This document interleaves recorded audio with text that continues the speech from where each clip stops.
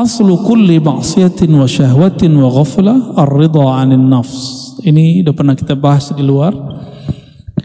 Pokok asal daripada segala maksiat. Maksiat itu terjemahan aslinya kedurhakaan. Beda dengan dosa. Dosa itu lebih spesifik. Kalau maksiat ini lebih umum. Semua kedurhakaan disebut maksiat. Wa syahwatin, syahwat yang rendah. Wa ghaflatin, dan kelalaian. Apa sebab dari tiga ini? Jadi ada tiga nih. Tiga yang negatif. Maksiat, syahwat, ghaflah. Ini tempatnya di mana aja ya? Maksiat itu setan. Kalau syahwat, nafs, jiwa. Kalau ghaflah, kolbu. Kalau ruh gak pernah lupa. Ruh itu gak ada aib sama sekali. Ruh itu dengan Allah sangat dekat sekali. Jadi aqrabu ilallah, sangat dekat. Maka hakikat insan itu ruhnya. Walaqad khalaqnal insana wa nahnu aqrabu ilaihi min hablil warid. Sungguh kami ciptakan manusia.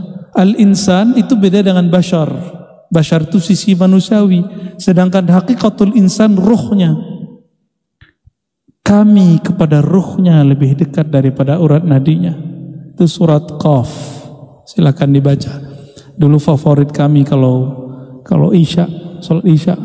Kalau sholatnya sama santri, bukan sama jamaah. Kalau sama jamaah pada kabur. 3 halaman soalnya. Surat Qaf itu 3 halaman. Ya dulu ya. Itu Masya Allah.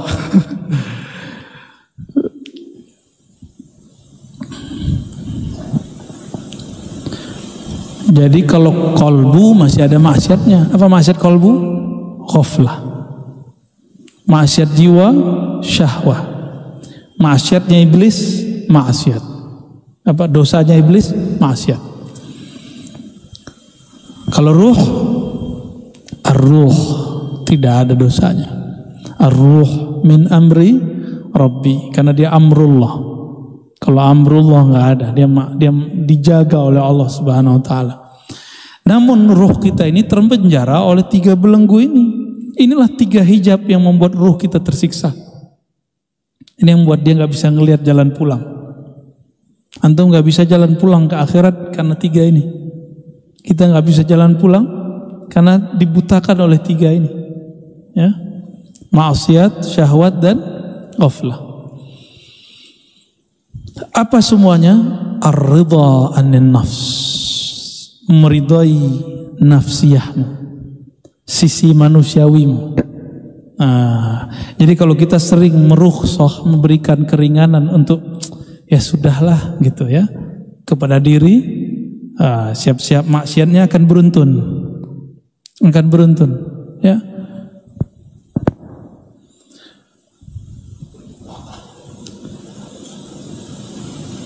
Kalau orang awam maksiatnya zahir. Kalau muallim guru maksiatnya batin. Batinnya guru itu apa? Maksiat batinnya guru. Merasa alim. Ini yang paling ngeri, Pak. Itu hijab yang luar biasa. Berarti dia ghaflah. Dia lalai bahwa ada yang lebih alim dari dia. Apakah makhluk, apalagi khalik, Allah Subhanahu wa Ta'ala. Jadi merasa pinter dikit aja, itu jauh-jauh ya. Tapi kalau antum merasa kepintaran ini dari Allah, baru boleh. Jadi kapan kita boleh merasa pintar? Jika kita lihat ini pemberian Allah. Kapan antum boleh merasa alim? Jika punya guru yang alim, merasa sebab mereka kita diberi ilmu oleh Allah Subhanahu wa Ta'ala. Orang berguru jauh daripada ketakaburan. Ya pasti tawadhu. Wa aslu kulli ta'atin wa yaqazatin wa 'iffatin 'adamur ridha minka anha. Lawan dari maksiat taat, lawan dari syahwat yaqazah, sadar ya. Lawan dari ghaflah Ini kebalik dia. Lawan dari syahwat iffah, tidak menjaga kehormatan. Lawan dari ghaflah yaqazah, yaitu sadar. Taat pada diri kita, ya. Iffah menjaga kehormatan diri pada nafs, yaqazah sadar pada qalbu. Itu adamur ridha minka anha, ketika engkau tidak meridhoinya, tidak memberi rukhsah untuk basyariah, sisi manusiawi. Jadi mulai kurangin. Jadi bertorikoh itu tidak hanya lagi ngurusin maksiat-maksiat zahir semata, tapi sudah mulai maksiat yang batin. Itu kalau sudah mulai berjalan dalam dunia torikoh, ya. Kalau sudah mulai bertasawuf, nah kita nggak akan bahas baca ini faedahnya ini, itu nggak perlu lagi. Ya. Baca gimana caranya supaya rezeki saya lancar. Nah, udah nggak mikirin gitu. Antum cukup berusaha, ikutin ilmunya, ambil asbabnya, jangan curhat begituan sama guru. Sebaiknya nggak usah. Kenapa? Curhat begitu itu akan mengurangi nanti rasa hormat kepada gurunya. Kenapa? Nanti kalau antum habis curhat tapi nggak ada efeknya pada usahanya, dia mikir kayaknya guruku kurang sakti deh.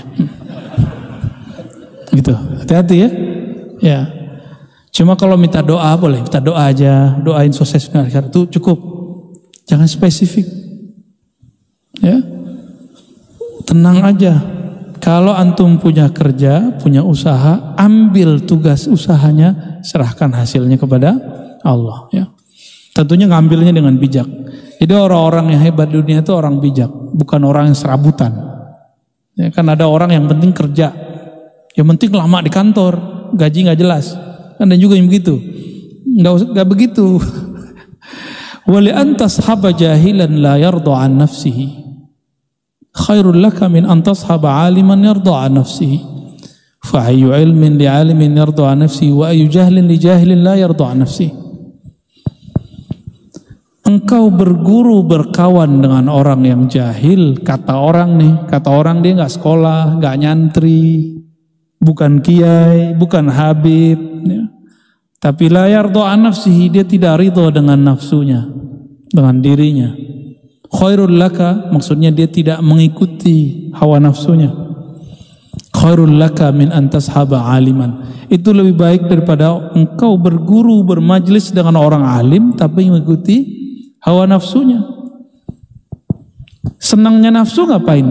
Kalau ada orang alim sono, dia omongin aib orang alim itu senangnya nafsu.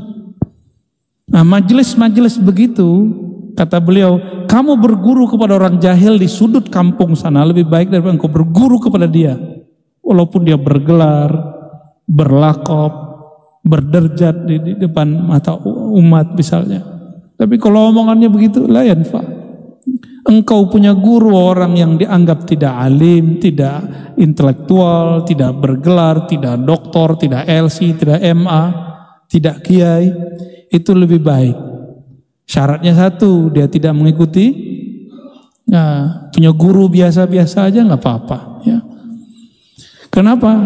Fa'yu ilmin li alimin yarda an nafsi. Masih disebut alim nggak orang yang suka mengikuti hawa nafsunya?